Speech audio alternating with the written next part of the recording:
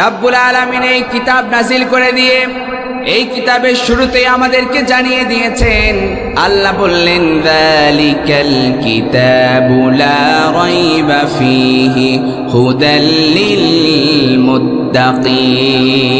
This is the book, the most authentic book in this world. এটা হচ্ছে authentic বই, এটা হচ্ছে অরিজিনাল বই। পৃথিবীর কোন লেখক আজ পর্যন্ত তার বইয়ের শুরুতে এই কথা লিখতে পারে নাই যে আমার বইতে কোনো ভুল নাই, আমার বইতে কোনো সন্দেহ নাই। এই কিতাব আল্লাহ কেন পাঠিয়েছেন, কি জন্য এই কিতাব আল্লাহ পাঠিয়েছেন? আল্লাহ বললেন, কিতাবুন আনজালনাহু ইলাইকা লিতুখরিজান নাস মিনাজ যুলুমাতি ইলান নূর। আওয়াজ করে পড়ি আল্লাহু আকবার। রব্বুল আলামিন এই কিতাব পাঠিয়েছেন আমাদেরকে অন্ধকার থেকে আলোর পথে আসার জন্য, আমাদেরকে পথভ্রষ্টতার পথ থেকে হেদায়েতের পথে আসার জন্য। এই কিতাব যিনি নাজিল করে দিয়েছেন, সবাই আওয়াজ করে বলেন তিনি কে? অন্ধকার থেকে আলোর পথে আসার জন্য, জাহান্নামের পথ থেকে জান্নাতের পথে যাওয়ার জন্য যে গাইডলাইন আল্লাহ তাআলা আমাদেরকে দিয়েছেন, এই কোরআনে কারীমে আল্লাহ তাআলা কেমন করে জাহান্নাম থেকে বাঁচা যায়, কেমন করে আল্লাহর জান্নাতে যাওয়া যায়, এই কোরআনে কারীমে আল্লাহ সব দিয়ে দিয়েছেন। ঠিক কিনা বলে? এই কোরআনে আল্লাহ তাআলা সব দিয়ে দিয়েছেন। জান্নাতে যেতে হলে কোন রাস্তা অবলম্বন করতে হবে, জাহান্নামে যেতে হলে কোন রাস্তা অবলম্বন করতে হবে, সব কিছু এই কোরআনে কারীমে যিনি দিয়ে দিয়েছেন, আওয়াজ করে বলেন তিনি কে? সবাইকে বলতে হবে আমরা জান্নাতে যেতে চাই কি চাই না? কারা কারা আমরা জান্নাতে যেতে চাই? দুহাত তুলে আল্লাহকে দেখায় দাও মুসলমান। মালিক তুমি জান্নাতে, তোমার কাছে আমায় একটি ঘর বানিয়ে দিও, একটি ঘর বানিয়ে দিও। পড়ে না আমিন? আর জোরে বলি আমিন। সম্মানিত ভাইয়েরা, আসুন আমরা খুব গুরুত্বপূর্ণ কিছু কথা, কিছু মেসেজ এখান থেকে আমরা নিয়ে যাওয়ার চেষ্টা করব ইনশাআল্লাহ। আমরা কোরআন থেকে এমন কিছু কথা জানবো যেগুলো আমাদের জীবনে খুব গুরুত্বপূর্ণ, যেগুলো জানা আমাদের জন্য খুব বেশি প্রয়োজন, সেটি আমরা আজকে জানার চেষ্টা করব। দুনিয়াতে এমন কিছু কবিরা গুনাহ আছে, এমন কিছু পাপ আছে, যেই পাপ যদি আপনি করে ফেলেন, যেই কবিরা গুনাহ আপনি যদি করে ফেলেন, আখিরাতে তো শাস্তি আছেই, কিন্তু আপনার শাস্তিটা শুরু হয়ে যাবে দুনিয়া থেকেই। শাস্তি শুরু হয়ে যাবে, আখিরাতে তো শাস্তি আছেই, কিন্তু শাস্তিটা শুরু হয়ে যাবে দুনিয়া থেকে। এমন কিছু কবিরা গুনাহ আছে, এমন কিছু কবিরা গুনাহ আছে, এমন কিছু বড় পাপ আছে, যেই পাপ যদি আপনি করে ফেলেন, আপনাকে আল্লাহ তাআলা শাস্তি দেওয়া শুরু করবেন দুনিয়া থেকেই। আখিরাতে তো শাস্তি আছে না। না, পাপ এটা দু ধরনের। কোন পাপ কবিরা, সগীরা, ছোট পাপ, বড় পাপ। ছোট পাপ যেটা হয়ে যায় সেটা আল্লাহ তাআলা, আমরা যে নামাজ পড়ি, এই নামাজ পড়ার জন্য আমরা যে উজু করি, উজুর মাধ্যমে আমরা হাত ধৌত করি, আমরা মুখ ধৌত করি, এটার মাধ্যমে আল্লাহ তাআলা আমাদের সগীরা গুনাহগুলো মাফ করে দেয়। সুবহানাল্লাহ পড়েন। আওয়াজ নাই, সুবহানাল্লাহ পড়তে পারলেন না? একবার সুবহানাল্লাহ পড়লে আসমান এবং জমিনের মধ্যবর্তী যত ফাঁকা জায়গা আছে, সব ফাঁকা জায়গা আল্লাহ নেকি দিয়ে ফিল আপ করে দেয়। সুবহানাল্লাহ পড়ে। তাহলে দুইটা গুনাহ, কোন গুনাহ কবিরা, কোন গুনাহ সগীরা। সগীরা গুনাহগুলো আপনি ইবাদতের মাধ্যমে আল্লাহ তাআলা মাফ করে দেয়, কিন্তু কবিরা গুনাহের জন্য আল্লাহর কাছে তওবা করার দরকার আছে না নাই? আসতে বলবেন না, আছে না নাই? এমন কিছু কবিরা গুনাহ আছে, এমন কিছু পাপ আছে, যেই পাপ করলে শাস্তি দুনিয়া থেকে শুরু হয়ে যাবে। তন্মধ্যে এক নাম্বার হচ্ছে জুলুম। জুলুম আমাদের সমাজে আছে না নাই? সবাই বলেন না, আছে না নাই? জুলুম আমাদের সমাজে আছে। জুলুমের শাস্তি রব্বুল আলামিন দুনিয়া থেকেই শুরু করে দেন। যারা জুলুম করবে জুলুমের শাস্তিটা শুরু হয়ে যাবে আখিরাতে নাকি দুনিয়ায়? সবাই বলেন আখিরাতে না দুনিয়ায়? জুলুমের শাস্তি দুনিয়া থেকেই শুরু হয়ে যাবে। বিশ্বনবী রাহমাতাল লিল আলামিন আল্লাহর হাবিব সাল্লাল্লাহু আলাইহি ওয়াসাল্লাম বললেন, ইত্তাকি দাওয়াতাল মাজলুম ফাইন্নাহা লাইসা বাইনাহা ওয়া বাইনাল্লাহি হিজাব। আল্লাহর হাবিব সাল্লাল্লাহু আলাইহি ওয়াসাল্লাম বললেন, তোমরা মাজলুমের বদদুয়া থেকে বেঁচে থেকো, কেননা মাজলুমের বদদুয়া আর আল্লাহর মাঝে কোনো পর্দা থাকে না। মাজলুম দোয়া করতে দেরি হয়, আল্লাহর আরশে পৌঁছাতে দেরি হয় না। এজন্য জুলুম করা যাবে না। আবার আল্লাহ হাদিসে কুদসিতে বললেন, ইয়া ইবাদি, ও আমার গোলামেরা, ইন্নী হারামতু যুলমা আলা নাফসি ওয়া জাআলতুহু বাইনাকুম মুহাররামান ফালা তাযালামু। ও আমার গোলামেরা, আমি আমার নিজের জন্য জুলুমকে হারাম করলাম, আমার বান্দাদের জন্য আমি জুলুমকে হারাম করে দিয়েছি। আল্লাহ নিজের জন্য জুলুমকে হারাম করেছেন, বান্দার জন্য জুলুমকে হারাম করে দিয়েছেন। যিনি আওয়াজ করে বলেন তিনি কে? সবাই বলেন তিনি কে?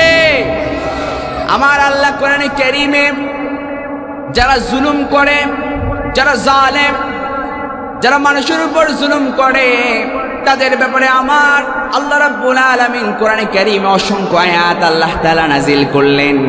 আল্লাহ বললেন, দুনিয়াতে জালেমরা যা করে, দুনিয়াতে জালেমরা যা করে সে ব্যাপারে আল্লাহ গাফেল নন, সে ব্যাপারে আল্লাহ উদাসীন নন। আল্লাহ তাআলা কোরআনে কারীমে আমাদেরকে অত্যন্ত সুন্দর করে জানিয়ে দিয়েছেন। আল্লাহ বলেন, ওয়ালা তাহসাবান্নাল্লাহা গাফিলান আম্মা ইয়ামালুয যালিমুন ইন্নামা ইউআখিরুহুম লিয়াউমিন তাশখাসু ফীহিল আবসার। আওয়াজ করে পড়েন না আল্লাহু আকবার। রব্বুল আলামিন বললেন, ওয়ালা তাহসাবান্নাল্লাহা গাফিলান, আল্লাহ গাফিল নন। ওয়ালা তাহসাবান্নাল্লাহা গাফিলা, আল্লাহ গাফিল নন। আম্মা ইয়ামালুয যালিমুন, জালেমরা যা করছে, দুনিয়ার বুকে জালেমরা যা করছে, আল্লাহ সেই ব্যাপারে গাফিল নন, আল্লাহ উদাসীন নন। ইন্নামা ইউআখিরুহুম লিয়াউমিন তাশখাসু ফীহিল আবসার। রব্বুল আলামিন তাদেরকে ঢিল দিচ্ছেন, ছাড় দিচ্ছেন, সুযোগ দিচ্ছেন।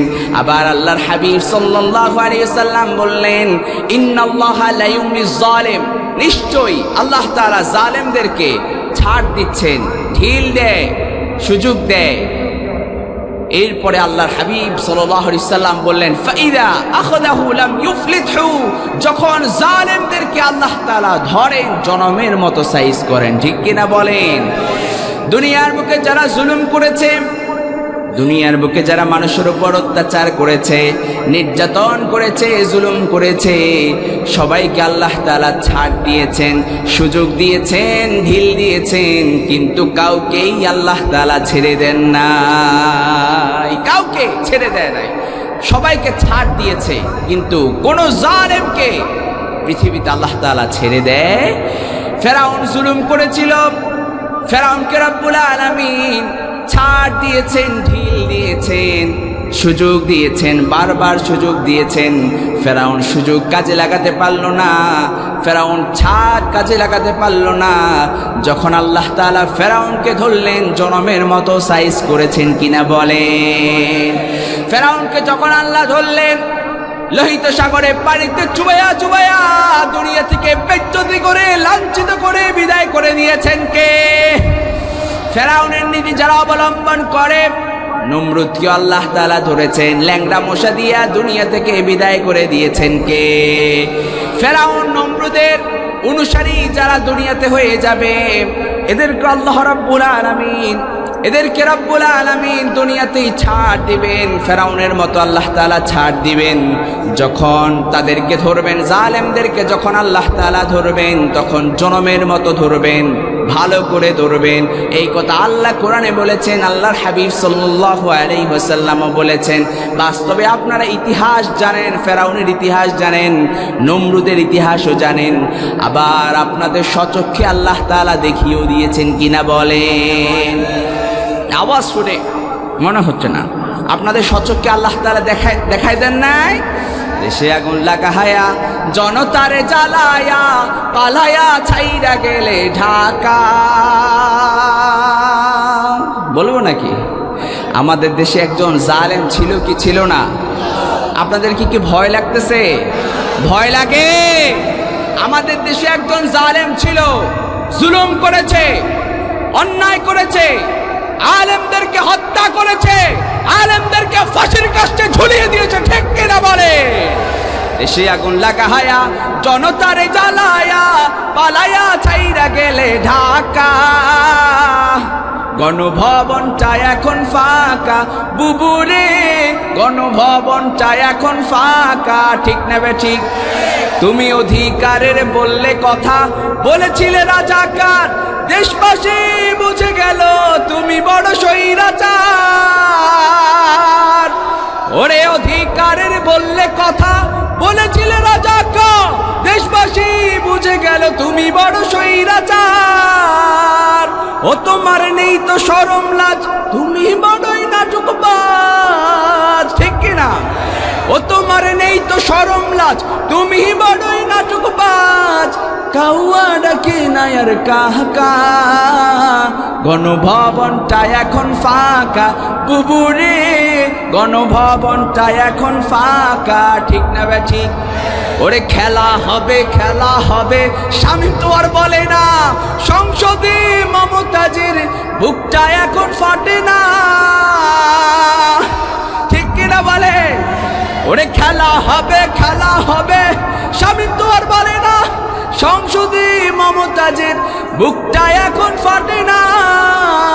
পলকের ঝলক তো আর নাই, বুবুর টাকলা মুরাদ নাই, ঠিক কিনা বলেন? ঠিক কিনা বলেন? পলকের ঝলক তো আর নাই, বুবুর টাকলা মুরাদ নাই। দিল্লিতে মামু বাড়ি একা, গণভবনটা এখন ফাঁকা বুবুরে, গণভবনটা এখন ফাঁকা, ঠিক কিনা বলেন?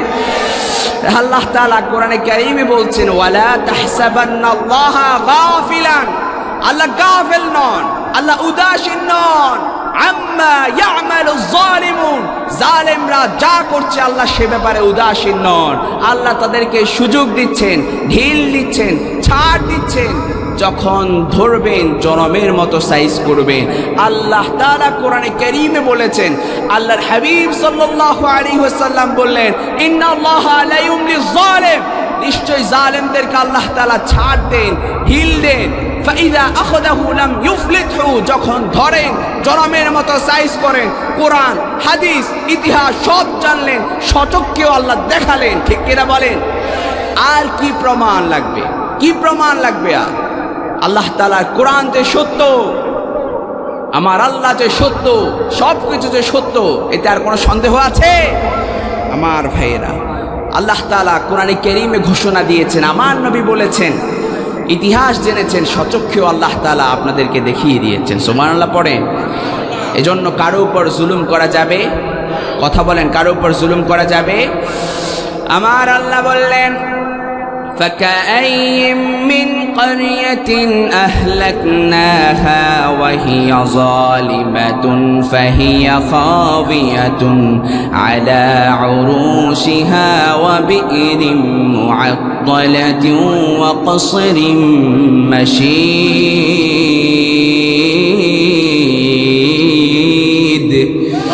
চিৎকার করে পড়ি আল্লাহু আকবার। রব্বুল আলামিন বললেন, কত জনপদ আমি ধ্বংস করে দিয়েছি মানুষের অপরাধের কারণে, জুলুমের কারণে। কত জনপদ আমি ধ্বংস করে দিয়েছি, কত জনপদ ধ্বংসস্তূপে পরিণত হয়েছে, কত জনপদ, কত সুদৃঢ় প্রাসাদ আমি রব ধ্বংস করে দিয়েছি। আহারে, আমরা ভাবতাম যে হয়তো জালেমদেরকে আল্লাহ তাআলা, কখনো মনে হয় এই যে আমরা আমাদের দেশে যে জালেম ছিল, আমরা কি ভাবতাম? অনেকে ভাবতো যে আল্লাহ মনে হয় ইডারে সরাইতে পারবে না। কি বলেন? ভাবতো কিনা বলেন? কিন্তু আল্লাহ তাআলার কোরআন ঘোষণা করেছে আল্লাহ তাদেরকে ছাড় দিবেন, ঢিল দিবেন। আল্লাহ বলেছে কত জনপদ আমি ধ্বংস করে দিয়েছি, কত সুদৃঢ় প্রাসাদ আমি রব ধ্বংস করে দিয়েছি। আল্লাহু আকবার। আবার আল্লাহ বললেন فَكُلًّا أَخَذْنَا بِذَنبِهِ فَمِنْهُمْ مَنْ أَرْسَلْنَا عَلَيْهِ حَاصِبًا وَمِنْهُمْ مَنْ أَخَذَتْهُ الصَّيْحَةُ وَمِنْهُمْ مَنْ خَسَفْنَا بِهِ الْأَرْضَ وَمِنْهُمْ مَنْ أَغْرَقْنَا وَمَا كَانَ اللَّهُ لِيَظْلِمَهُمْ وَلَكِنْ كَانُوا أَنفُسَهُمْ يظلمون।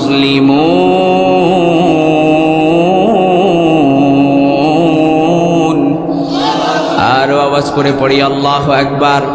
আমার আল্লাহ বললেন জালেমদেরকে আমি পাকড়াও করেছি তাদের পাপের কারণে, তাদের জুলুমের কারণে আমি তাদেরকে পাকড়াও করেছি।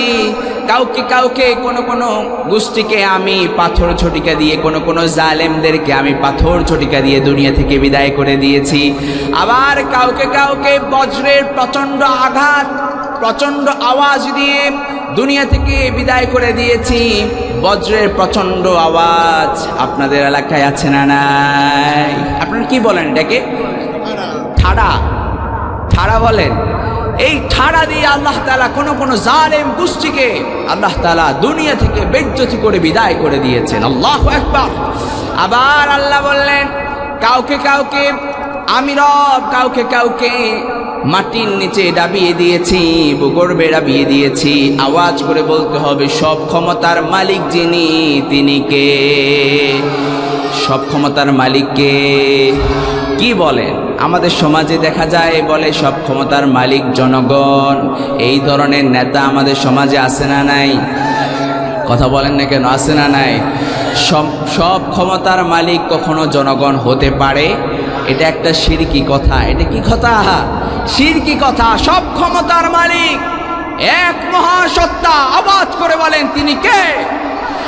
আল্লাহ যাকে চায় তাকে ক্ষমতায় বসায়, যাকে চায় তাকে ক্ষমতা থেকে বেজ্জতি করে, লাঞ্ছিত করে বিদায় করে দেয়। সব জায়গায় ক্ষমতা চলে এক মহান রবের। আওয়াজ করে বলেন তিনি কে? আমার আল্লাহ তাআলা যাকে মন চায় তাকে ক্ষমতার মসনদে বসায়, যাকে মন চায় ক্ষমতার মসনদ থেকে বিদায় করে দেয়। আমার ভাইয়ের এজন্য সব জায়গায় আল্লাহ তাআলার ক্ষমতা চলে। কোনো জনগণ কখনো ক্ষমতার মালিক হতে পারে? আপনি এত ক্ষমতার মালিক, একটু জ্বর হলে, একটু ওয়াশরুমে বারবার গেলে আপনি বলেন যে আয়ার হাইতান্ন, বলে কি না? এইরা বলে নাকি এরা নাকি সব ক্ষমতার মালিক। কেমন মানুষ দেখছেন কারবার আমার ভাইয়েরা। তাহলে জুলুম করা যাবে না। জুলুম করলে শাস্তিটা শুরু হয়ে যাবে নগদে। শাস্তি শুরু হয়ে যাবে নগদে, শাস্তি শুরু হয়ে যাবে। আপনি নেতার কথা শুনে মানুষের উপর জুলুম করেন, এই ধরনের নেতার চামচা আমাদের সমাজে আছে না নাই? নেতার কথা ধরে নেতার ডান হাত, নেতার বাঁ হাত আমাদের এলাকায় মনে হয় না। কি বলেন? নেতা সাহেবের ডান হাত আর বাঁ হাত হতে পারলে, মেম্বার চেয়ারম্যান সাহেবের ডান হাত আর বাঁ হাত হতে পারলে, চেয়ারম্যান সাহেবের আর কি পাওয়ার? তার পাওয়ারেই তো, চামচার পাওয়ারে এলাকাবাসী টিকে থাকতে পারে না। ঠিক কিনা বলে?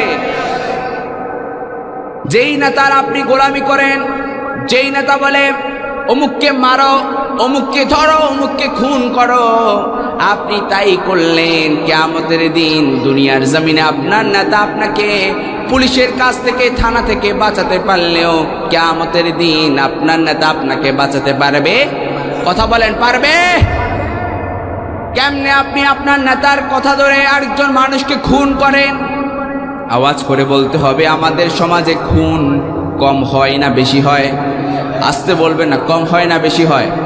প্রতিদিন, প্রতিনিয়ত আমাদের সমাজে, এই বাংলার জমিনে প্রতিনিয়ত খুন আছে না নাই? আহারে, আমি প্রতিটা মাহফিলে, আমার গতকালকে প্রোগ্রাম ছিল কক্সবাজার রামুতে, সেখানেও আমি বলেছি, প্রতিটা প্রোগ্রামে আমি বলেছি ওসমান হাদি, শহীদ মরহুম ওসমান হাদিকে আমরা চিনি কিনা? কি বলে চিনি? শহীদ মরহুম ওসমান শরীফ ওসমান হাদি, আহারে বেচারা ইনসাফ কায়েম করতে চেয়েছে সমাজে, ন্যায় বিচার, ইনসাফ, জাস্টিস কায়েম করতে যে নিজেই খুনের শিকার হয়ে গিয়েছে, ঠিক কিনা? নিজেই খুনের শিকার হয়ে গিয়েছে। এই ছেলেটা কথা শুনলে এখনো চোখ বেয়ে পানি পড়ে, এই ছেলেটা কথা শুনলে এখনো চোখ বেয়ে পানি পড়ে, মনে হচ্ছে ছেলেটা মৃত নয়, মনে হচ্ছে এখনো জীবন্ত কথা বলছে। আল্লাহু আকবার। তার জন্য গোটা দেশের মানুষ কেঁদেছে। সে আমার ভাই হয় না। যখন আমি তার মাথায় গুলি দেখলাম, আমার চোখ থেকে টলমল করে পানি বের হয়ে গিয়েছে। আহারে, চিন্তা করলাম সে তো আমার আত্মীয় হয় না, কিছুই হয় না, কেন এত ভালো লাগে তাকে? কেন লাগে নিজেই বুঝি না, কেন লাগে। এখনো পর্যন্ত শরীফ ওসমান হাদির কথা মনে পড়লে মনে হচ্ছে ছেলেটা এখনো জীবিত, ঠিক কিনা বলেন?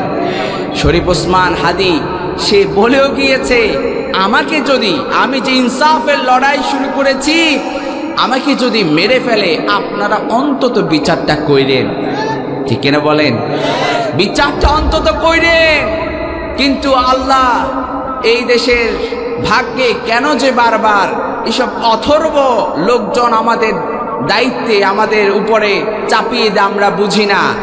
যাদেরকে শরীফ ওসমান হাদিরা যেই জুলাই বিপ্লব, যেই জুলাই অভ্যুত্থানের মাধ্যমে যাদেরকে ক্ষমতার মসনদে বসিয়েছে, সেই ব্যক্তিরাই ওনার বিচারটা এখনো করতে পারল না। তাদের জন্য আফসোস, আর আমাদের মন থেকে বুক পোড়া ঘৃণা তাদের জন্য, ঠিক কিনা বলে? শরীফ ওসমান হাদি সে চলে গিয়েছে, সে শহীদ হয়ে গিয়েছে। আল্লাহ তাআলা তাকে জান্নাতুল ফিরদাউসের উচ্চ মাকাম দান করুক, পড়ে না আমিন। কিন্তু তার রেখে যাওয়া কথাগুলো আমাদেরকে মানতে হবে। ইনসাফের যেই সবক তিনি আমাদেরকে দিয়ে গিয়েছে, সেই সবক তরুণ যুবক ভাইয়েরা সবাই কান পেতে ভালো করে শুনুন।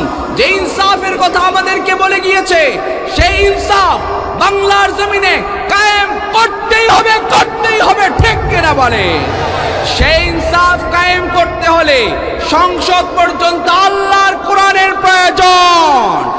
বিগত 50 বছর ধরে অনেক খুন হয়েছে, গুম হয়েছে, অনেক হত্যা হয়েছে, একটা বিচার আমরা দেখি নাই, ঠিক কিনা বলেন? এবার কোরআনের বিচার আমরা দেখতে চাই কি চাই না? কারা কারা চাই? দুহাত তুলে আল্লাহকে দেখায় দাও মুসলমান।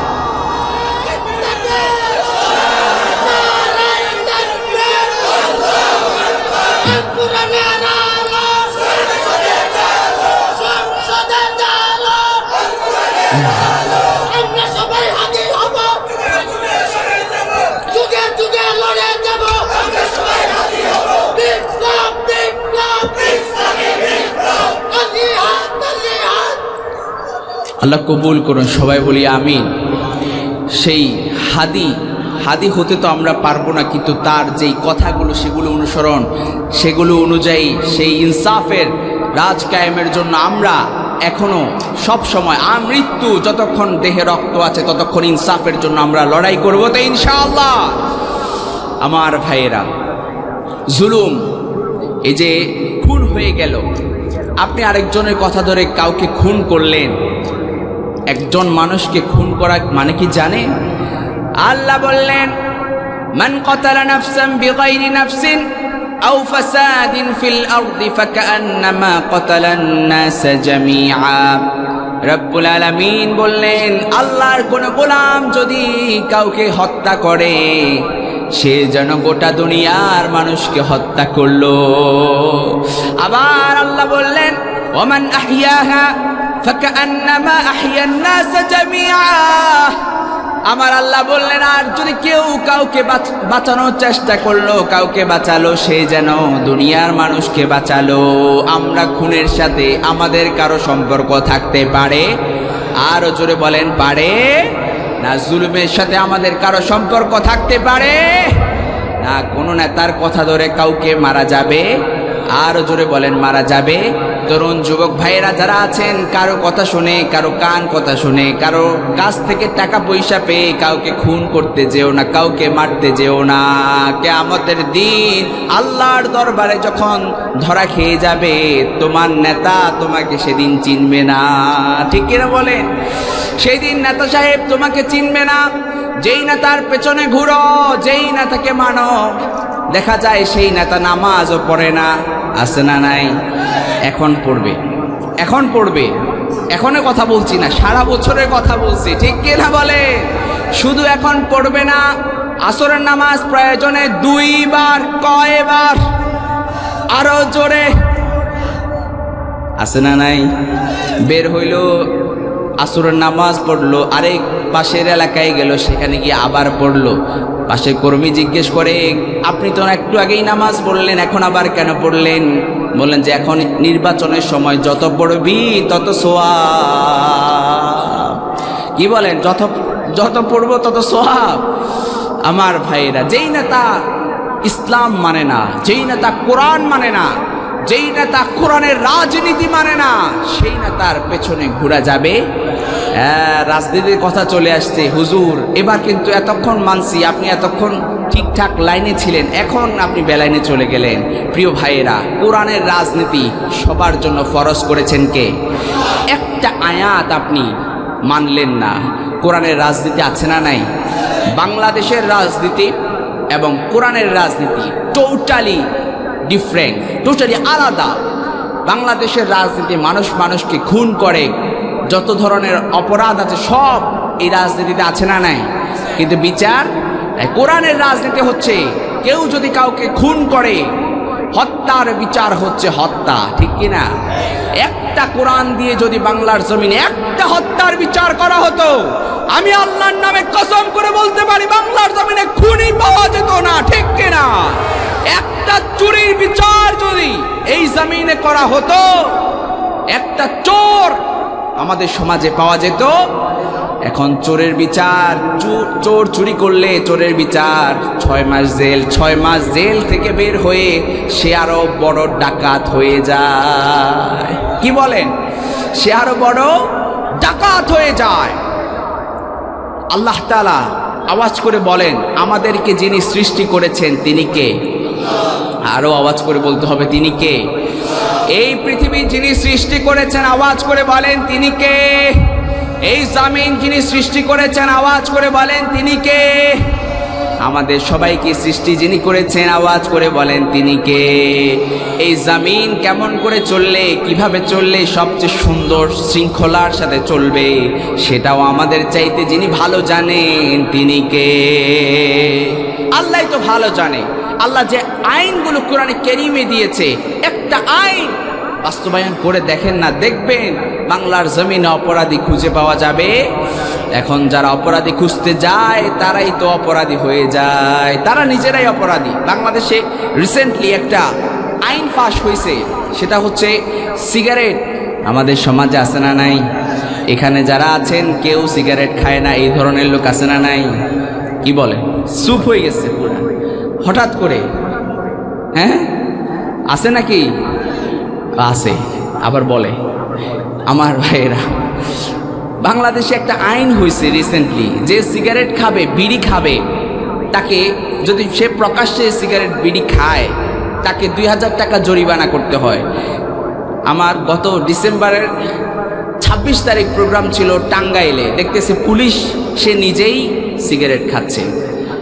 এখন বলেন, তারাই তো ধরার জন্য যাবে, তাদেরকেই তো জরিমানা দেওয়া হবে। এখন নিজেরা যে খায় তারা কারে জরিমানা দিবে? কথা বলেন। আমার ভাইরা সবাই সমান না, পুলিশ ভাইরাও সবাই সমান না, প্রশাসনের ভাইরাও সবাই সমান না, কিছু খারাপ কিছু ভালো আছে না নাই? আমার ভাইরা, এজন্য জুলুম করা যাবে না। কি করা যাবে না? তাহলে আমরা জানলাম এমন একটা কবিরা গুনাহ আছে, এমন একটা পাপ আছে, যেই পাপ করলে শাস্তি দুনিয়া থেকে শুরু হয়ে যাবে। তন্মধ্যে এই জুলুম যদি কেউ করে ফেলেন, তাহলে শাস্তি নগদে দুনিয়া থেকেই শুরু হয়ে যাবে। আরেকটা শাস্তি হচ্ছে, আরেকটা কবিরা গুনাহ হচ্ছে, যারা পিতামাতার অবাধ্যচারণ করবে, পিতামাতার অবাধ্য হবে, পিতামাতার কথা যারা শুনবে না, পিতামাতার সাথে যারা খারাপ আচরণ করবে, রুড আচরণ করবে, পিতামাতার সাথে খারাপ আচরণ করে, এই ধরনের লোক আপনাদের সমাজে একজনও নাই। কি বলেন? আমি বাঁচাই দেওয়ার জন্য চেষ্টা করছি, আর আপনারা বলতেছেন আছে। কেমনে আপনি পিতামাতার সাথে খারাপ আচরণ করেন? কেমনে আপনি খারাপ আচরণ করেন? যেই পিতামাতা আপনাকে কষ্টের পর কষ্ট করে এই পৃথিবীর মুখ দেখিয়েছে, কত কষ্ট করে আপনাকে লালন পালন করেছে, কত আগলে দেখি আপনাকে এই সুন্দর জীবন উপহার দিয়েছে। আহারে, আপনার মা আপনার জন্য কত কষ্ট করে, আপনার জন্য আপনাকে এই পৃথিবীর মুখ দেখাবার জন্য কত কষ্ট করেছে, কত কষ্ট করেছে। আল্লাহ রাব্বুল আলামিন কোরআনে কারীমে বললেন, ওয়াসাইনাল ইনসানা বিওয়ালিদাইহি হামালাতহু উম্মুহু ওয়াহানান আলা ওয়াহানিন ওয়া ফিসালুহু ফি আমাইন। আপনার মা আপনার জন্য কত কষ্ট করে, আল্লাহ শব্দ চয়ন করলেন ওয়াহানান আলা ওয়াহানিন, কষ্টের পর কষ্ট করে আপনাকে আপনার মা এই পৃথিবীর মুখ দেখিয়েছে, কত কষ্ট করেছে। আর এই যে শীত, কনকনে শীতের রাত, আপনি ছোট্টবেলায় যখন আপনি বিছানায় প্রস্রাব করে দিয়েছেন, আপনাকে পরিষ্কার করে আবার আপনার মা আপনাকে বুকে আগলে রেখেছে, ঠিক কিনা বলেন? যেই মা আপনাকে এই কনকনে শীতের মধ্যে আপনি প্রস্রাব করে দিয়েছেন, আপনার মায়ের শরীরে প্রস্রাব লেগে গিয়েছে, অপবিত্র হয়ে গিয়েছে, আবার ধুয়ে আপনাকে পরিষ্কার করে আপনার মা নিজেই পরিষ্কার হয়ে আবার আপনাকে কম্বলের ভিতরে আগলে রেখে আপনার মা আপনার জন্য কষ্ট করেছে। আরে আপনার মা আপনাকে জন্ম দিতে যে কত কষ্ট করেছে। মা বোনরা শুনছে না? একটা প্যান্ডেল আছে, মাশাআল্লাহ, এটা ভালো। আমি উত্তরবঙ্গের দিকে এটা খুব বেশি পেয়েছি। উত্তরবঙ্গের দিকে মা বোনদের জন্য সব জায়গায় প্যান্ডেল তারা রাখে। মা বোনরা সন্তান খারাপ হওয়ার পেছনে সবচেয়ে বড় দায়ী হচ্ছে মা বাবা, সবচেয়ে বড় দায়ী।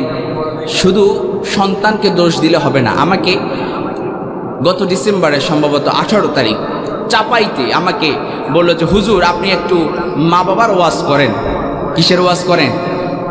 মা বাবার ওয়াজ করেন। আমি চিন্তা করলাম মা বাবার হকের ওয়াজ করার আগে সন্তানের হক নিয়ে কথা বলি, সন্তানের হক নিয়ে কথা বলি। আপনি সন্তানের হক আদায় করবেন না, সন্তানের হক আপনি আদায় না করে আপনি কিভাবে আশা করেন আপনার ছেলে আপনার হক আদায় করবে, আপনার মেয়ে আপনার হক আদায় করবে? সন্তানের হক আপনি যখন বিয়ে করবেন তখন আপনি নেককার দেখে, দিনদার দেখে বিয়ে করতে হবে। কি দেখে বিয়ে করতে হবে? সুন্দর দেখে নাকি নেককার দেখে? নেককার দেখে। লিমালিহা ওয়ালি হাসাবিহা ওয়ালি দীনিহা ফাসফার বিযাতিদ্দীন। বংশ দেখতে হবে, সুন্দরও দেখতে হবে, সবই দেখতে হবে, কিন্তু আল্লাহ নবী বললেন ফাসফার বিযাতিদ্দীন, দিনটাকে তোমরা প্রায়োরিটি দাও, দিনটাকে তোমরা গুরুত্ব দাও। এখন ছেলে পেলে যারা বিয়ে করে দেখবেন এরা যাওয়ার পরে যখন সুন্দর পায় আর কোনো কথা বলে না, কবুল পড়ে নেয়, আছে না নাই? গতকালকে আমার সাথে যে ড্রাইভার আমাকে নিয়ে কক্সবাজারে গিয়েছে, সে ড্রাইভারের খুব করুণ কিছু কথা সে আমাকে বলল যে ভাই এগুলো বাস্তব কথা, বাস্তব না অবাস্তব? সে ড্রাইভার আমাকে বলল ভাই খুব কষ্টে আছি। কেন কষ্টে আছে?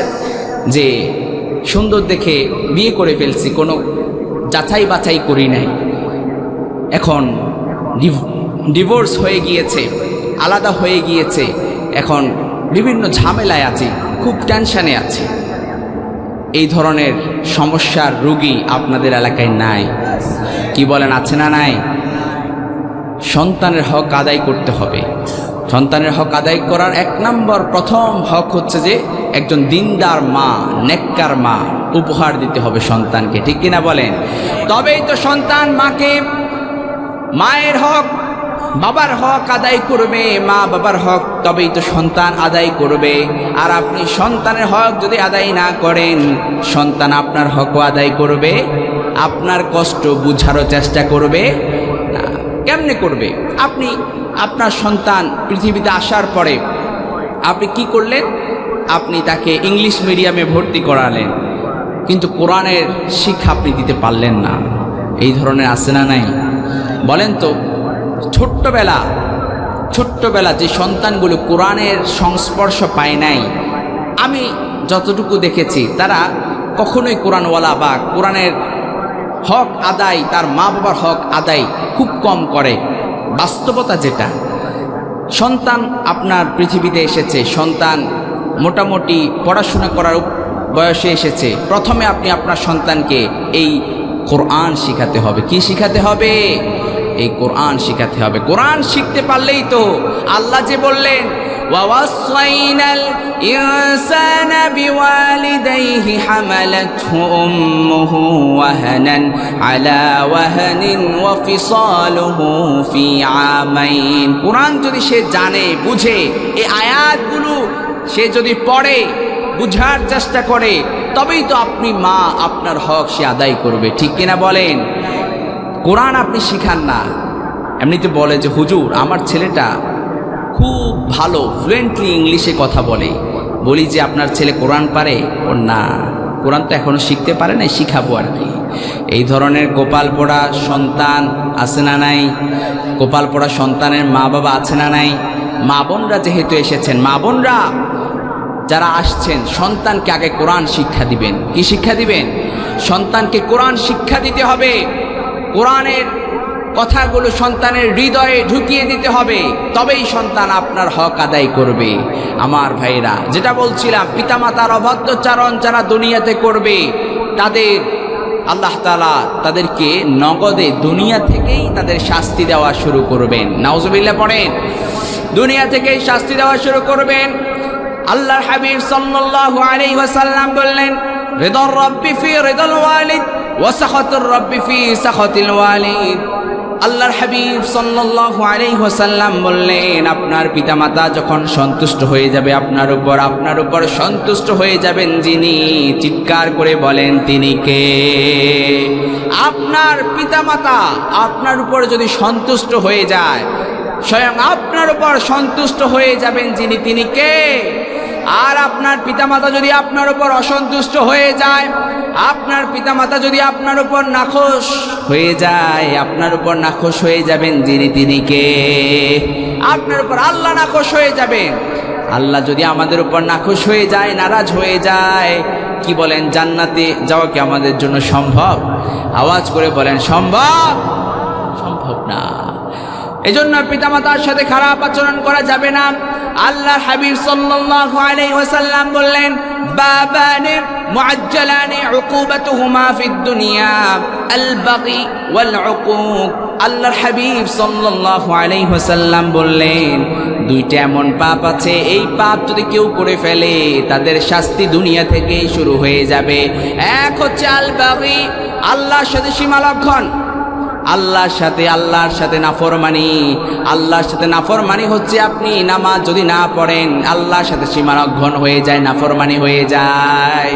এরপরে ওয়াল উকুক, উকুক পিতামাতার অবাধ্যতা, পিতামাতার অবাধ্যচারণ যদি আপনি করে ফেলেন, শাস্তিটা শুরু হয়ে যাবে, আপনার শাস্তিটা শুরু হয়ে যাবে দুনিয়া থেকেই। আখিরাতে তো আপনার শাস্তি আছেই, শুরুটা হয়ে যাবে দুনিয়া থেকে। অনেক ইয়াং জেনারেশন ভাইয়েরা, তরুণ এবং যুবক ভাইয়েরা, আপনাদেরকে হাত জোড় করে আপনাদেরকে বলি, মা বাবার সাথে খারাপ আচরণ করবেন না। কেমনে আপনি মা বাবার সাথে খারাপ আচরণ করেন? আপনার মা 10 মাস 10 দিন আপনাকে গর্ভে ধারণ করেছে। আহারে, আপনার মা আপনাকে এই পৃথিবীর মুখ দেখাবার জন্য কি কষ্টটাই না করেছে। বিজ্ঞান বলে একজন মানুষ যে এই যে কি বলে কষ্ট সহ্য করার ক্ষমতা রাখে 25 থেকে 50 ইউনিট, 25 থেকে 30 ইউনিট, কিন্তু একজন মা যখন তার সন্তানকে ডেলিভারি করে তখন একজন মায়ের 50 থেকে 55 ইউনিট পর্যন্ত ব্যথা সহ্য করতে হয়। আল্লাহু আকবার!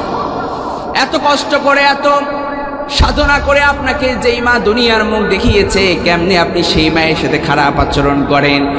আপনারা নিজেরা জরিপ চালাবেন, জরিপ দেখবেন যারা মায়ের সাথে খারাপ আচরণ করে তারা জীবনের একটা না একটা সময় তাদের সাথে এমন বিপদ লেগে যায়, সেই বিপদ থেকে উদ্ধার হওয়ার মতো তাদের কোনো রাস্তা থাকে না। আমি একটা বাস্তব উদাহরণ আপনাদেরকে দেই।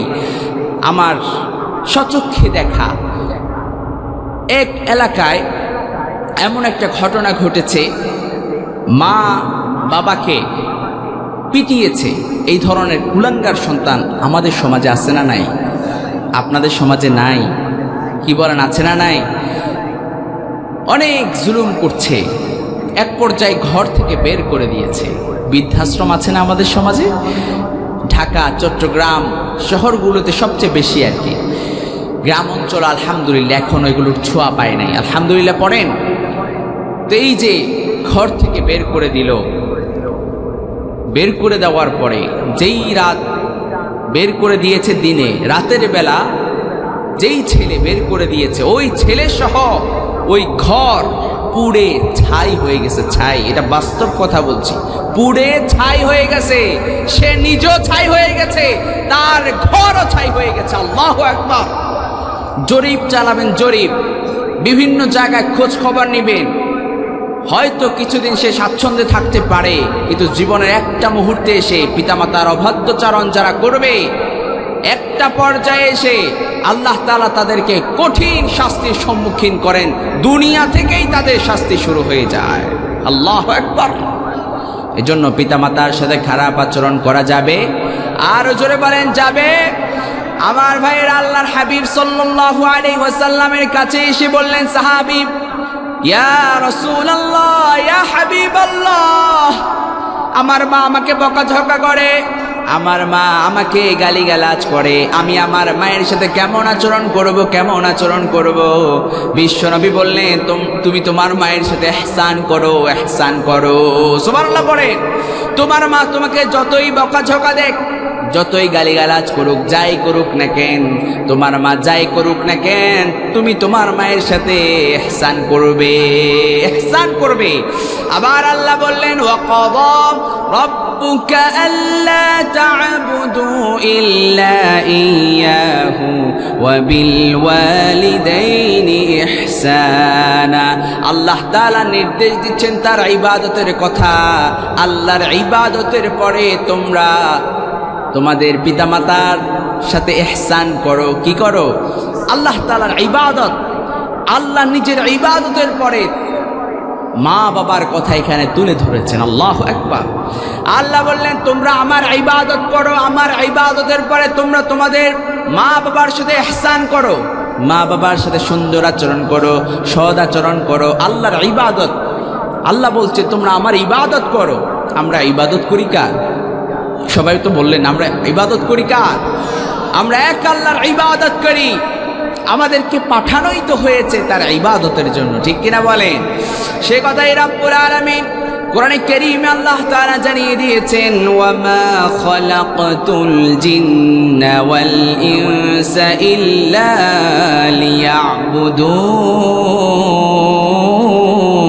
লিয়াবুদুন। আওয়াজ করে বলি আল্লাহু আকবার। রব্বুল আলামিন মানুষ এবং জিন জাতিকে সৃষ্টি করেছেন তার গোলামের জন্য, তার ইবাদতের জন্য, তার বান্দেগীর জন্য। আল্লাহর ইবাদতের পরে আল্লাহ বলছেন, তোমরা তোমাদের মা বাবার সাথে ইহসান করো, সুন্দর আচরণ করো, সৎ আচরণ করো। সুবহানাল্লাহ পড়েন।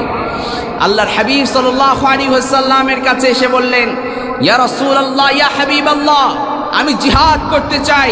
নবীজি বললেন, তোমার ঘরে মা বাবা আছে? বলল যে আছে। যাও তোমার মা বাবার খিদমত করো, এটাই তোমার জন্য জিহাদ। আল্লাহু আকবার। এটাই তোমার জন্য জিহাদ, এটাই তোমার জন্য জিহাদ।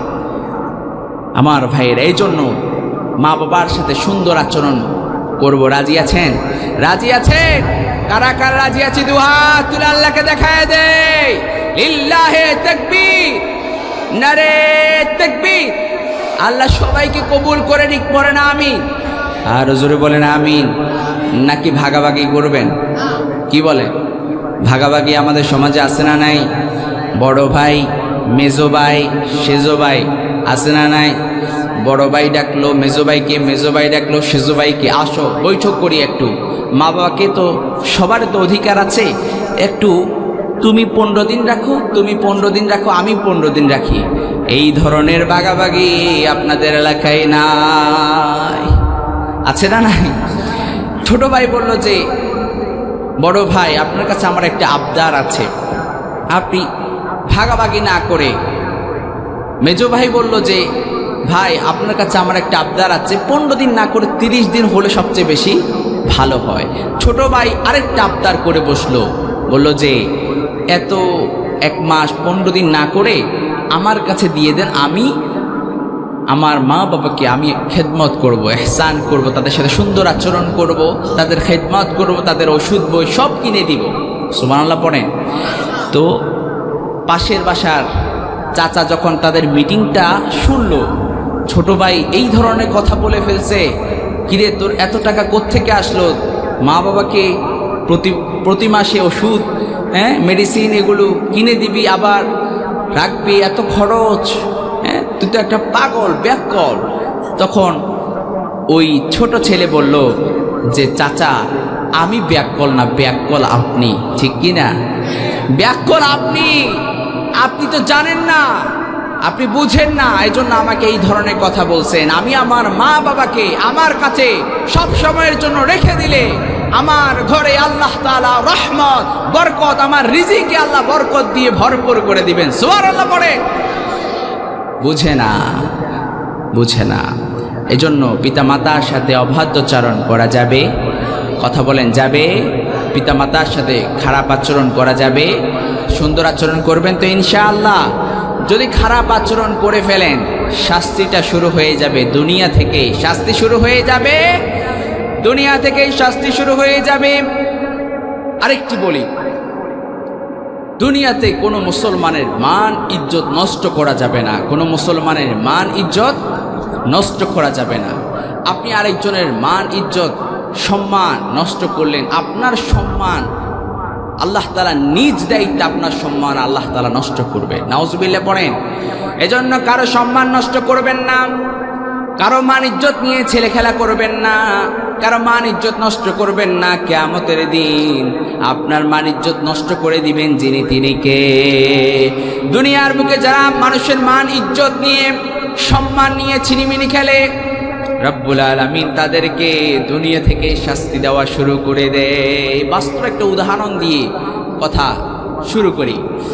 বাস্তব উদাহরণটা বাংলাদেশের একজন প্রখ্যাত আলোচক আলেম, নাম তার রফিকুল ইসলাম মাদানী। ছোট্ট হুজুর, শিশু হুজুর যাকে বলে, মিডিয়াতে তাকে শিশু হুজুর নামে খ্যাত, কিন্তু বয়স কিন্তু 30-এর মতো, একটু ছোট।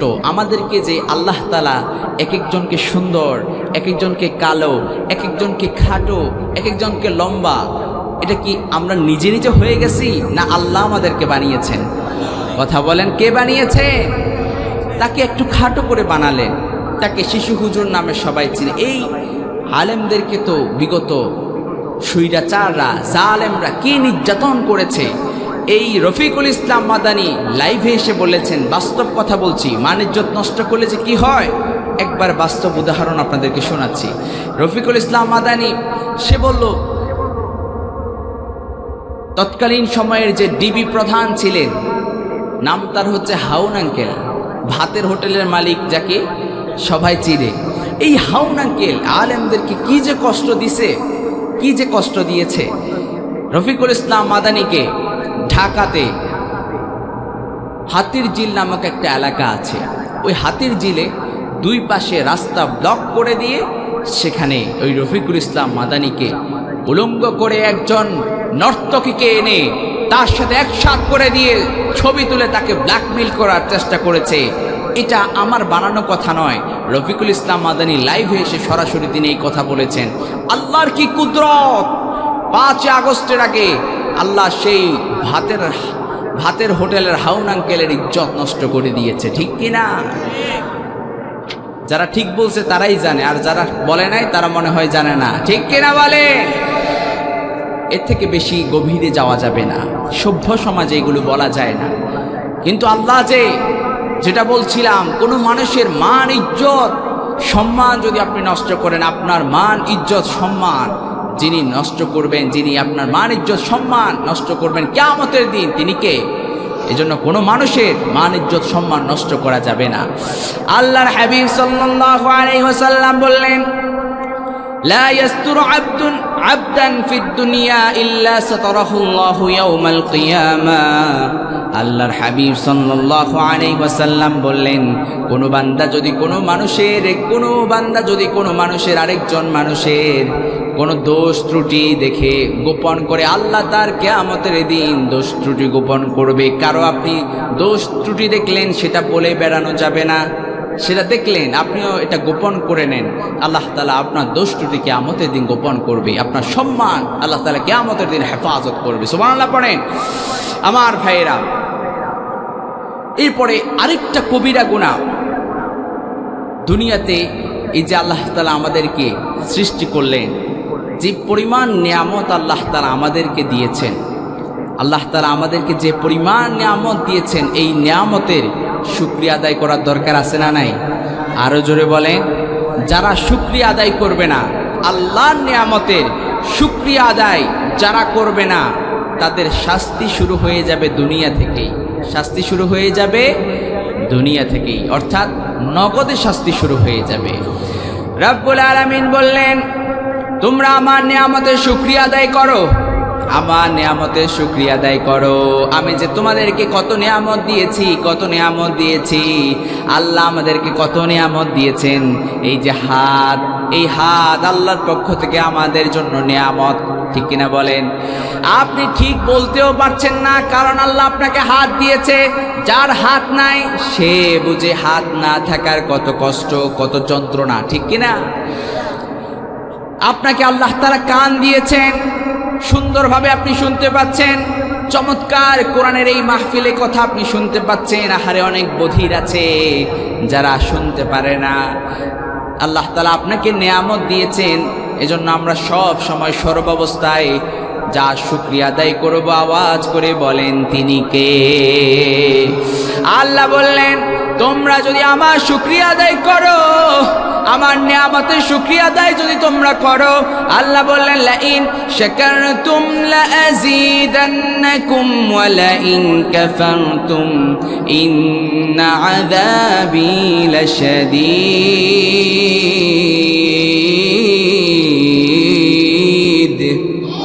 আওয়াজ করে বলি আল্লাহু আকবার। আল্লাহ বললেন, লাইন শাকারতুম লাযীদান্নাকুম, তোমরা যদি আমার শুকরিয়া আদায় করো, তোমরা যদি আমার নিয়ামতের শুকরিয়া আদায় করো, আমি তোমাদের নিয়ামত আরো বাড়িয়ে দিব। সুবহানাল্লাহ পড়েন। আর যদি না শুকরি করো, তোমাদেরকে এত কিছু দেওয়ার পরেও তোমরা যদি না শুকরি করো, আল্লাহ বললেন, ইন্না আযাবী লাশাদীদ। আল্লাহর ধরা, আল্লাহর শাস্তি, আল্লাহর আযাব বড্ড কঠিন। আল্লাহু আকবার। কত নিয়ামত আপনাকে দিয়েছেন। চক্ষু নামক নিয়ামত আল্লাহ তাআলা আমাদেরকে দিয়েছেন। এই চক্ষু কত বড় নিয়ামত, কত বড় নিয়ামত। আপনি সচক্ষে সব দেখতে পাচ্ছেন। কিছু মানুষ আছে, সে কানে শুনে কিন্তু চোখে দেখে না। যে কানে শুনে কিন্তু চোখে দেখে না, তার কষ্ট আপনি কি অনুভব করতে পারবেন? তার কষ্ট আমরা কেউ অনুভব করতে পারবো না। আপনি কানে শুনতেছেন কিন্তু চোখে দেখছেন না, এটা বড়ই জ্বালা। আল্লাহ তাআলা আমাদেরকে চক্ষু দিয়েছেন, হাত দিয়েছেন, পা দিয়েছেন, আমাদেরকে এই যে শরীরের যে অঙ্গ প্রত্যঙ্গ আল্লাহ তাআলা আমাদেরকে দিয়েছেন, এগুলোর দিকে তাকালেই তো আমাদের মুখ থেকে বের হয়ে যাওয়ার কথা, আলহামদুলিল্লাহি রাব্বিল আলামিন। আলহামদুলিল্লাহ পড়ার দরকার আছে না নাই? আল্লাহ শুকরিয়া আদায় করতে হবে। আপনাকে আল্লাহ তাআলা নিয়ামত দিল, শুকরিয়া আদায় না করলে শাস্তি দিবেন কে? আল্লাহ। আপনাকে জিজ্ঞেস করলে, ভাই কেমন আছেন? বলো যে ভাই আছি কোনো রকম। এরকম লোক আছে না নাই? কোনো রকম আছি, কিন্তু সে জানে না তার যে কত খারাপ অবস্থায় হসপিটালের বেডে কাতরাচ্ছে এমন অনেক মানুষ আছে না নাই? হসপিটালগুলোতে ভিজিট করবেন, হসপিটালগুলোতে যাবেন, হসপিটালগুলোতে একটু যাওয়ার চেষ্টা করবেন, দেখবেন আপনার চাইতে কত খারাপ অবস্থায়, কত খারাপ অবস্থায়, কত কঠিন রোগে কত কঠিন রোগে আক্রান্ত হয়ে পড়ে আছে।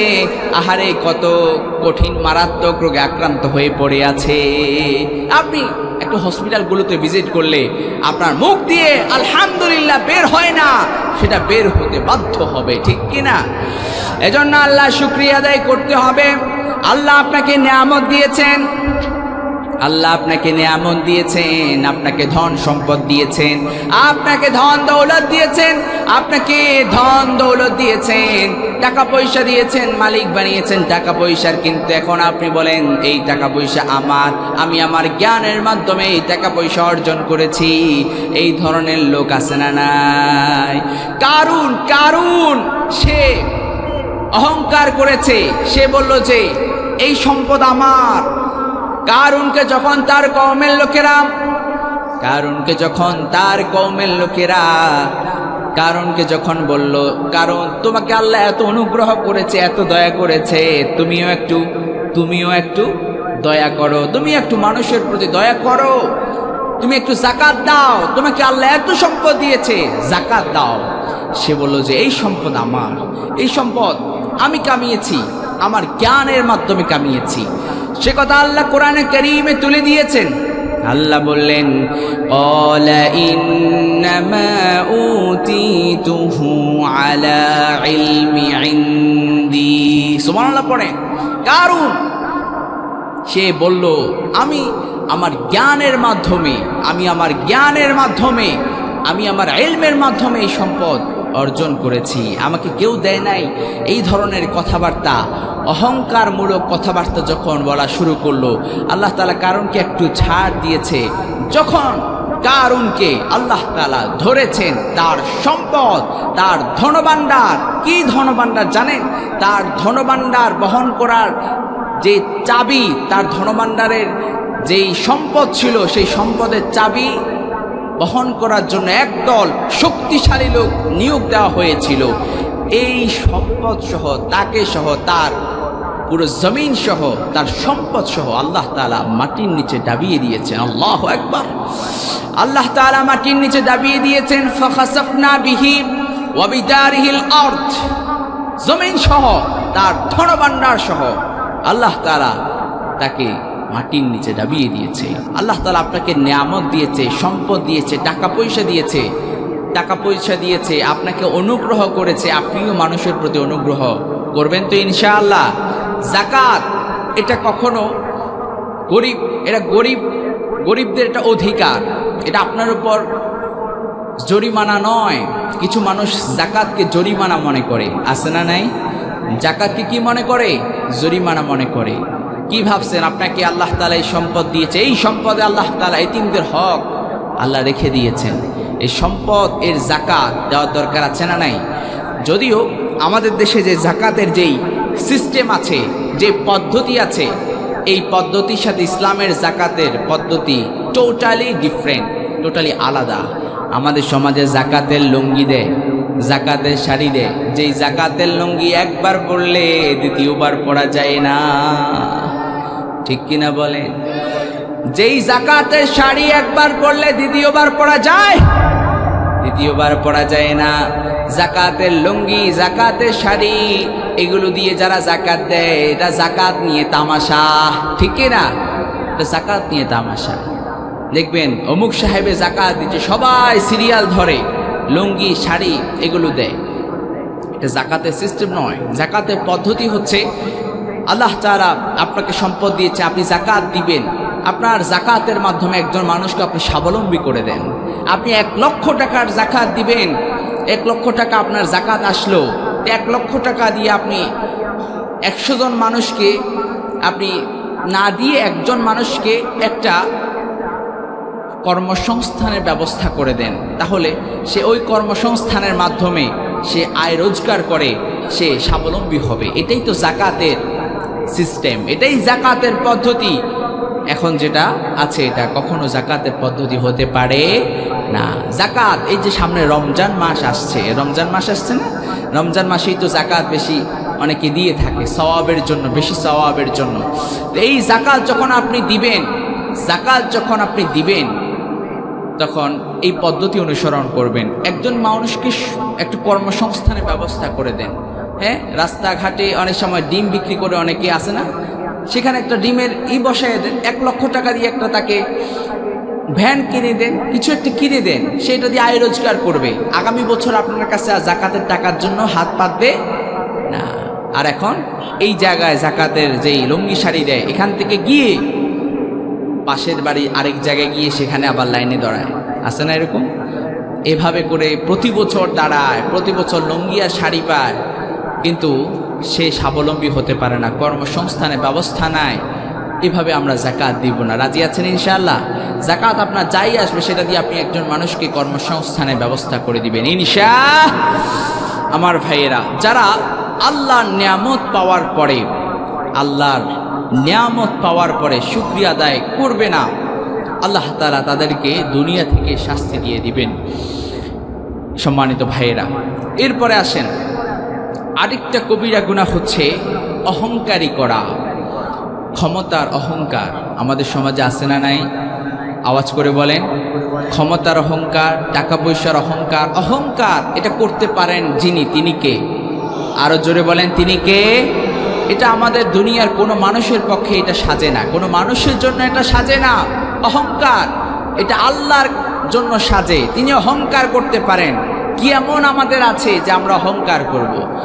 যারা অহংকারী হয়ে যাবে দুনিয়ার জমিনে, যারা অহংকার করবে তাদের শাস্তি দুনিয়া থেকেই শুরু হয়ে যাবে। আবার দুনিয়ার জমিনে আরেকটা বড় গুনাহ আছে, আরেকটা বড় কবিরা গুনাহ, বড় গুনাহ, কবিরা গুনাহ, বড় পাপ, সেটা হচ্ছে সুদ। এই সুদ আমাদের সমাজে আছে না নাই? সুদ এটাকে হারাম করেছেন কে? আরো জোরে বলেন। আহাল্লাল্লাহুল বাইআ ওয়া হাররামার রিবা। সুদকে আল্লাহ হারাম করেছেন, ব্যবসাকে হালাল করে দিয়েছেন। সুবহানাল্লাহ পড়েন। আবার আল্লাহর হাবিব সাল্লাল্লাহু আলাইহি ওয়াসাল্লাম যারা সুদ খায়, যারা সুদের সাক্ষী দেয়, যারা সুদ দেয়, যারা সুদ খায়, আল্লাহর হাবিব সাল্লাল্লাহু আলাইহি ওয়াসাল্লাম তাদেরকে লানত দিয়েছেন।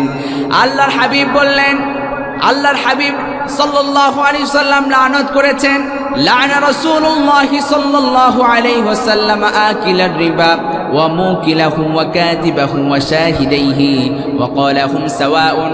আল্লাহর হাবিব সাল্লাল্লাহু আলাইহি ওয়াসাল্লাম বললেন, যে সুদখোর, যে সুদ খায়, যে সুদ দেয়, যে সুদের লেখক, যে সুদের সাক্ষী, উভয়কে অভিশাপ করেছেন মুহাম্মদ সাল্লাল্লাহু আলাইহি ওয়াসাল্লাম। এই জন্য সুদের সাথে আমাদের কারো সম্পর্ক, আরো জোরে বলেন, সম্পর্ক, সুদ এটা কখনো কোনো দিনদার, কোনো মুত্তাকি, কোনো মুসলমান খেতে পারে, কিন্তু খায় কিনা বলেন, কথা বলেন। সুদের সবচেয়ে 70টার উপরে শাস্তি আছে, তন্মধ্যে সর্বনিম্ন শাস্তি হচ্ছে নিজের আপন মায়ের সাথে জিনা করা। নাউজুবিল্লাহ পড়েন। কত জঘন্য কথা আপনি চিন্তা করেছেন? কি জঘন্য কথা! আর আপনি সুদ খান সমানে। কিছু মানুষ আছে সমানে সুদ খায়, সব জায়গায় যেখানে যায় সেখানে সুদের কারবারে জড়িত, এই ধরনের লোক আছে না? কিন্তু আজ পর্যন্ত দেখবেন যারা সুদের সাথে সম্পর্ক রাখে, সুদের সাথে যাদের সম্পর্ক আছে, তারা বেশি দিন লং লাস্টিং যেটাকে বলে, বেশি দিন টিকে থাকতে পারে না। দেখবেন অনেকে দোকানপাট করে, সেখানে সুদের টাকা দিয়ে দোকানপাটে মালামাল উঠায়। এই ধরনের দোকানদার আপনাদের এলাকায় একজনও নাই? কি বলেন? আপনাদের এলাকায় আছে? আমি একটা বাস্তব ঘটনা, আমি যে এলাকায় থেকেছিলাম সে এলাকায় একটা বড় দোকান ছিল। সেই দোকানে খুব জমজমাট ব্যবসা, খুব জমজমাট। কাস্টমারকে পণ্য দেওয়াটা তার জন্য বেশ চ্যালেঞ্জ ছিল। এমন একটা দোকানকে আমি দেখেছি, তার উত্থান পতন দুইটাই দেখেছি। যখন সে সুদের সাথে সম্পৃক্ত হয়ে গিয়েছে, ওই যে ঈদের সময় দেখবেন দোকানদাররা সবচেয়ে বেশি সুদের সাথে সম্পৃক্ত হয় যখন রমজানের ঈদ চলে আসে, যেটা খুব সন্নিকটে আমাদের, ঠিক কিনা? আওয়াজ কমে গেছে, কমন পড়তেছে, তো কমন পড়তেছে, এই জন্য আওয়াজ কমে গেছে। আমার ভাইরা, সুদ এটা খাওয়া যাবে না, এটা হারাম, আল্লাহ হারাম করেছেন। এই সুদের সাথে যারা সম্পর্ক করবে, যারা দুনিয়াতে সুদ খাবে, আল্লাহ তাআলা তাদেরকে দুনিয়া থেকে শাস্তি দেওয়া শুরু করবে। আমি দেখেছি ওই দোকানদারের কথা যেটা আপনাদেরকে বললাম, শেষ পর্যন্ত সে দোকান টোকান ফালাইয়া, সব কিছু ফালাইয়া সে পালাই গেছে, পালিয়ে চলে গেছে, দোকান ফুটে গেছে। এজন্য প্রিয় ভাইয়েরা, যারা সুদের সাথে সম্পর্ক করছেন একটু ভেবে চিন্তে করবেন। আল্লাহ তাআলা হালালের মধ্যে বরকত রেখেছেন, হারামের মধ্যে কখনো বরকত থাকতে পারে? কথা বলেন, পারে? কিন্তু উপর দিয়ে আমাদের কাছে মনে হয় যে হারামের মধ্যে বরকত, উপর দিয়ে আমাদের কাছে মনে হয় যে সুদ খায়, হ্যাঁ, যে সুদের কারবারি করে তার কাছে সব আছে, খুব স্বাচ্ছন্দ্যে জীবনযাপন করছে, খুব আনন্দে জীবনযাপন করছে। দেখেন আপনি তার ঘরে গিয়ে দেখেন রাতের বেলা ওই লোকটার ঘুমও হয় না, আছে না নাই? আমি দেখেছি অনেক সুদখোর, এরা রাতের বেলা ঘুম হয় না। আমি তাদেরকে বলতাম, নিষেধ করতাম, আল্লাহ তাদেরকে হেদায়াত দান করুক, পড়েন আমিন। এখানে যারা সুদের সাথে সম্পৃক্ত হয়ে গিয়েছেন, আজকে এখান থেকে, এই মাহফিল থেকে আমরা কি প্রতিজ্ঞাবদ্ধ হতে পারবো যে আজ থেকে আমরা সুদ খাবো না? পারবো? দেখি কারা কারা পারবো, দুহাত তুলে আল্লাহকে দেখায় দেয়। লিল্লাহে তাকবীর, নারে তাকবীর। আল্লাহ কবুল করুন সবাইকে, পড়েন আমিন। হালালের মধ্যে আল্লাহ বরকত রেখেছেন, হালাল। আওয়াজ করে বলতে হবে, আপনাদের এলাকায় কুকুর বেশি না গরু বেশি? সবাই বলেন, গরু বেশি। আপনারা মেহমানদারিতে আপনারা কুকুরের গোশত খাওয়ান না গরুর গোশত খাওয়ান? গরুর গোশত খাওয়ান। এরপরে কোরবানির ঈদ যখন চলে আসে, আমাদের সমাজে কি জবাই হয়? গরু জবাই হয়। সব বিয়ে শাদিগুলোতে কি জবাই হয়? গরু জবাই হয়। এবার বলেন যে গরু বছরে বাচ্চা দেয় কয়টা? একটা। আর কুকুর বাচ্চা দেয় কয়টা? কথা বলেন, 7টা, 8টা, 10টা? ফ্যামিলি প্ল্যানিং নাই, ঠিক কিনা বলে? একটা বাস্তব উদাহরণ আপনাদেরকে দিলাম। আল্লাহ যে হালালের মধ্যে আল্লাহ যে বরকত রেখেছেন, এতে কোনো সন্দেহ আছে? আর হালালের মধ্যে বরকত, হারামের মধ্যে কোনো বরকত নাই। এরপরে আরেকটা কবিরা গুনাহ আছে, ঘুষ। ঘুষ আমাদের সমাজে আছে না নাই? এই ঘুষের সাথে যারা সম্পর্ক করবে, এদের দুনিয়াও শেষ, আখিরাতও শেষ করে দিবেন কে? যারা কথা বলেন নাই, তারা হয়তো বাস্তবতা এগুলো বুঝেন না বা জানেন না, বা এরকম হতে পারে নাকি? ঘুষ যারা খায়, যে ঘুষ খায় এমন অফিসারদের সাথে যদি আপনাদের কারো সম্পর্ক থাকে, তার জীবন নিয়ে একটু জরিপ করবেন, একটু ঘেঁটে দেখবেন তার জীবনের পরিস্থিতি কি। দেখবেন ওই ওই ওই লোকের সন্তান প্রতিবন্ধী, আছে না নাই? ওই লোক যে ঘুষ খায়, যে মানুষের মাথার ঘাম পায়ে ফেলা টাকা যারা চুষে খাচ্ছে, ওই ঘুষখোরদেরকে আল্লাহ তাআলা হয়তো তাদের পারিবারিক পরীক্ষা দিয়ে কোনো না কোনোভাবে আল্লাহ তাদেরকে প্রতিনিয়ত শাস্তি দেয়, আছে না নাই? একটু জাস্টিফাই করবেন, যাচাই বাছাই করবেন, দেখবেন আমি যেই কথাগুলো বলছি এগুলোর সাথে পুঙ্খানুপুঙ্খরূপে আপনারা মিল পাবেন আমার ভাইয়েরা। এই জন্য এই সুদ, ঘুষ এগুলোর সাথে আমাদের কারো সম্পর্ক থাকতে পারে না। এটা লানত দিয়েছেন আমার নবী, লানা রাসূলুল্লাহ সাল্লাল্লাহু আলাইহি ওয়াসাল্লাম আর-রাশি ওয়াল মুরতাশি। আমার নবীজি যারা ঘুষ খায়, যারা ঘুষ দেয়, তাদেরকে আমার নবীজি লানত দিয়েছেন। এজন্য এই সুদ, ঘুষ এগুলোর সাথে আমাদের সম্পর্ক থাকা যাবে না। সরকারি যেই ইউনিয়ন পরিষদগুলো আছে, এগুলোতে ঘুষ কম না বেশি? কথা বলেন। আমি আমার জন্ম নিবন্ধন বানাতে যে পরিমাণ হেনস্থার শিকার হয়েছিলাম ছোটবেলায়, নামে ভুল করছে তারা, দৌড়াইতে হয়েছে আমাকে। এই ধরনের কষ্টের সম্মুখীন আপনারা হন নাই? কি বলেন, হন নাই?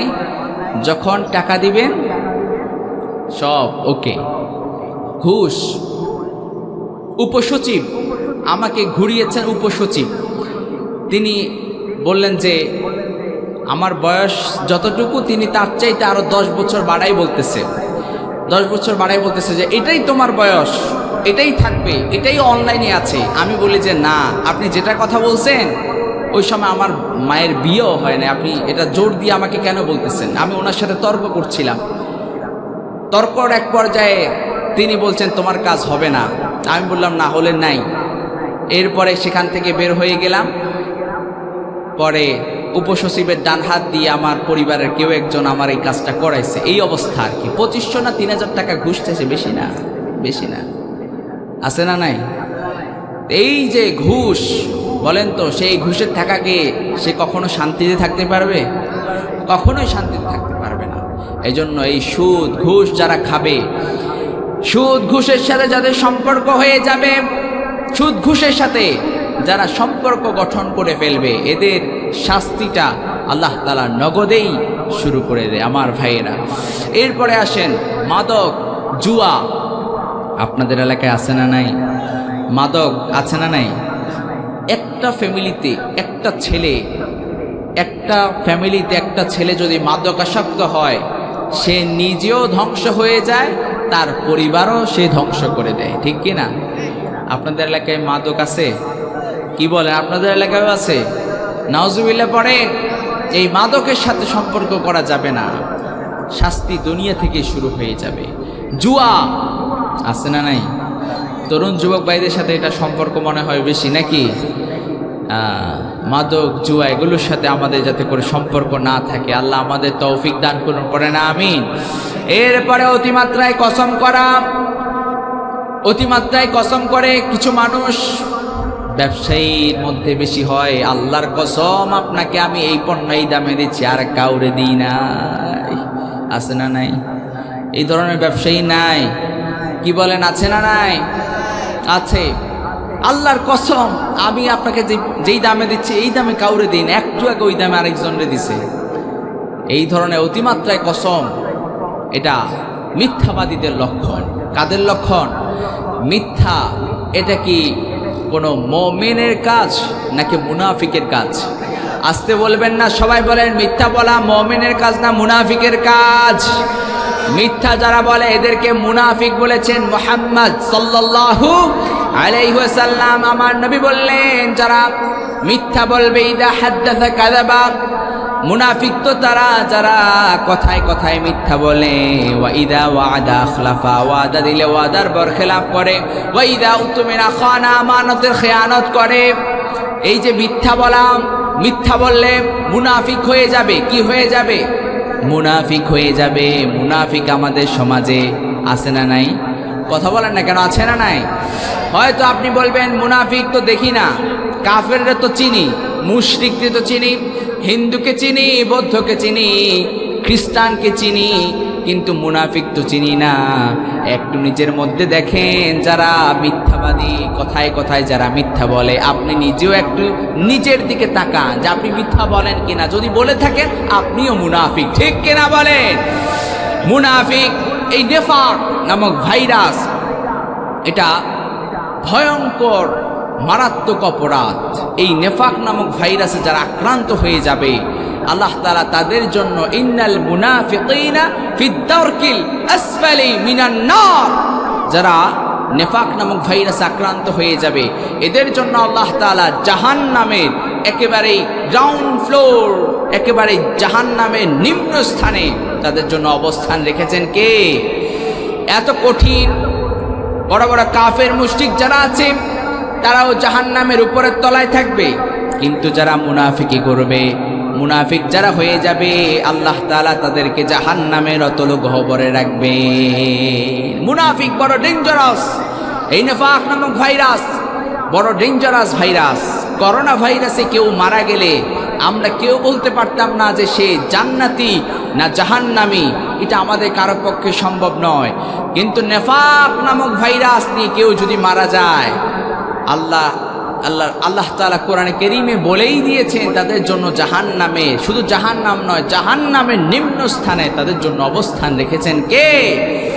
আমার ভাইরা, এই নেফাক নামক ভাইরাসকে সাহাবীরা বড্ড ভয় পেতেন। এই নেফাক নামক ভাইরাসকে সাহাবীরা বেশি ভয় পেতেন। সাহাবীরা এত বেশি ভয় পেতেন, হযরতে ওমর রাদিয়াল্লাহু তাআলা আনহুকে আপনারা চিনেন। সাইয়েদনা ওমর রাদিয়াল্লাহু তাআলা আনহু একবার আবু হুযায়ফা রাদিয়াল্লাহু তাআলা আনহুকে বললেন, ও ভাই আবু হুযায়ফা, তোমার কাছে তো মদিনায় আমার নবী মুনাফিকদের লিস্টগুলো রেখে গিয়েছেন। মুনাফিকের লিস্টগুলো তোমার কাছে তো আমার নবী রেখে গিয়েছেন। তুমি একটু আমাকে বলো সেই লিস্টে আমি ওমরের নাম আছে নাকি?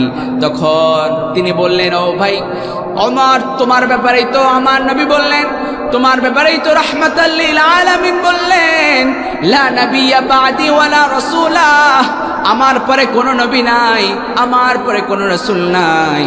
লাউ কানা নাবিয়্যাম মিন বা'দি লাকানা উমর, আমার পরে যদি নবী হওয়ার যোগ্যতা কারো মধ্যে থেকে থাকে, আমার কলিজার টুকরা সাহাবী ওমরের মধ্যে আল্লাহ সেই যোগ্যতা দান করেছেন। আল্লাহু আকবার। সেই ওমর রাদিয়াল্লাহু তাআলা আনহু নেফাক নামক এই ভাইরাসকে এত বেশি ভয় করতেন, কারণ এই নেফাক নামক ভাইরাস আক্রান্ত কেউ যদি হয়ে যায় তাহলে তার জন্য জাহান্নামের একেবারেই নিম্ন স্থানে অবস্থান রাখবেন কে? এজন্য যারা মিথ্যা বলে, যারা মিথ্যা কসম করে, এদের জন্য জাহান্নামের উপরের তলা নাকি জাহান্নামের নিচের তলা? কি বলেন, উপরের তলা না নিচের তলা? নিচের তলা। এজন্য আমরা মিথ্যা বলবো, মিথ্যা সাক্ষ্য দিব। মিথ্যা সাক্ষ্য আমাদের সমাজে আছে না নাই? আরো জোরে বলেন, মিথ্যা সাক্ষ্য দিয়ে আদালতে যারা নিরপরাধ মানুষ তাদেরকে অপরাধী বানায়া দেয়, আছে না নাই? মিথ্যা সাক্ষ্য দিয়ে বাংলাদেশের মানুষের হৃদয়ের স্পন্দন শহীদ মরহুম আল্লামা দিলওয়ার হোসেন সাঈদী রাহিমাহুল্লাহকে তারা রাজাকার বানিয়েছিল, ঠিক কিনা বলে? আল্লামা সাঈদী রাহিমাহুল্লাহ রাজাকার নয়। তাকে যারা রাজাকার বলেছে, তাকে যারা পাকিস্তানের রাজাকার বলেছে, তারা হচ্ছে ভারতীয় রাজাকার, ঠিক কিনা বলো?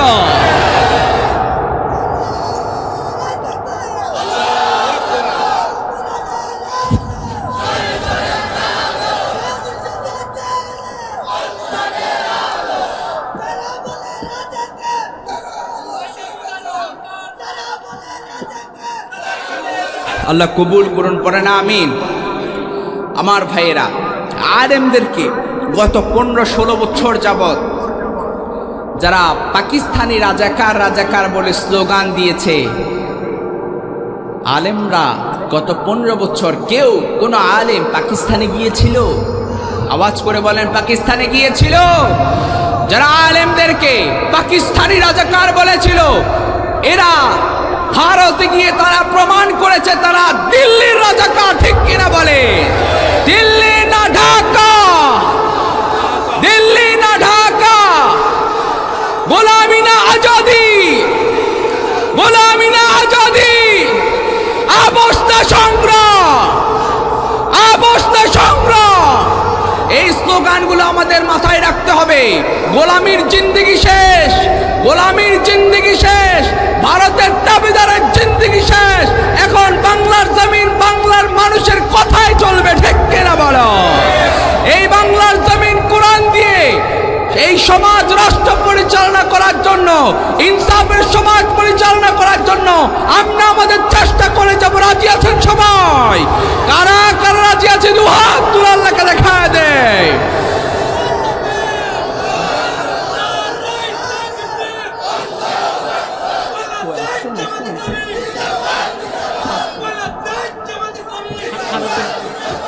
আল্লাহ কবুল করুন। তাহলে যেই গুনাহগুলো, যেই কবিরা গুনাহগুলোর কথা আপনাদের সাথে বললাম, এই কবিরা গুনাহগুলো করা যাবে না? 1 নম্বর কি বললাম মনে আছে আপনাদের? 1 নম্বর কি বললাম? জুলুম। 1 নম্বর কি বললাম? জুলুম। জুলুম কয়েকভাবে হয়। জুলুম নিজের উপরেও জুলুম আছে না নাই?